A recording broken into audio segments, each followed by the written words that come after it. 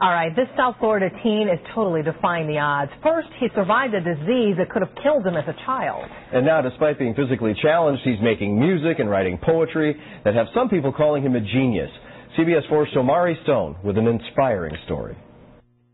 What I like about music in general is that it allows one to express oneself.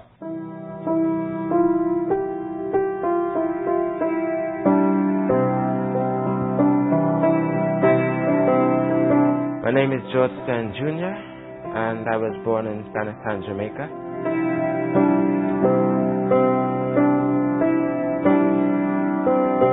The song is called Joyful.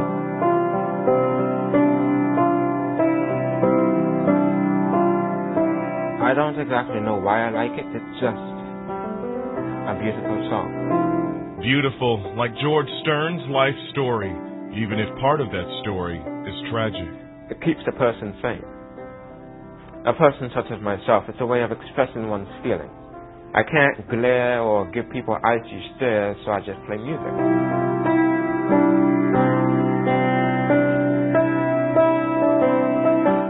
That's because George Stern is blind. I came up here at the age of 2.5 with my family because I was diagnosed with bilateral retinoblastoma, which is a form of eye cancer, which usually proves fatal in children my age. But this is a story of triumph. Now, never mind that George is also partially deaf. He is a published author of poetry and prose. One would expect a lack of sight and a slight diminishment in my hearing to stop me from picking up things very well, but it seems that it has had the opposite effect. Some people say you're a genius. Genius. In writing, perhaps, yes. I am rather adept at weaving words together. Do you know the joy of freedom? I do. And since I do, I can tell you that it is very important to me. So if he weaves words, then this Braille machine is the needle. He wrote the published poem called Freedom with it. The freedom to choose a school and to be educated, to choose what I want to eat, the freedom to be me. There's no soldier outside my door to tell me when I'm allowed to walk the street. No whip-happy master to rouse me ere I'm ready. That is freedom. That's what's important. In my belief, anyway. George attends Boyd Anderson High School in Broward County, where he's already taking advanced pre-college courses in the 9th grade. He's very, very gifted. He's very, very articulate, and he really has an attitude unlike most students that I know. You could say the combination of... Hallie Hopper is his geometry teacher. She says he seems to have a calculator in his head. I find it really incredible. I can't follow along. I write it down while he tells me. I write down more than he does. You can't have education without freedom, for that would really be indoctrination.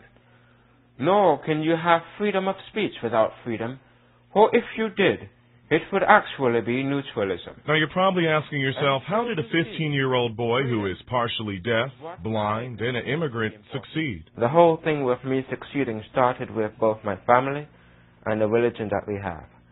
I believe in God and I believe in all men being equal, and therefore I don't let anyone else's opinion hold me back. His father can't begin to list all the reasons he loves his son.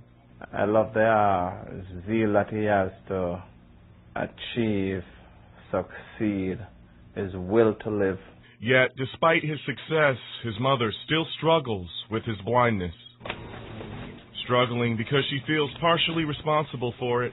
The eye medicine doctors prescribed to help her child that she administered ended up costing him his eyesight in his native land of Jamaica 13 years ago. It was hard.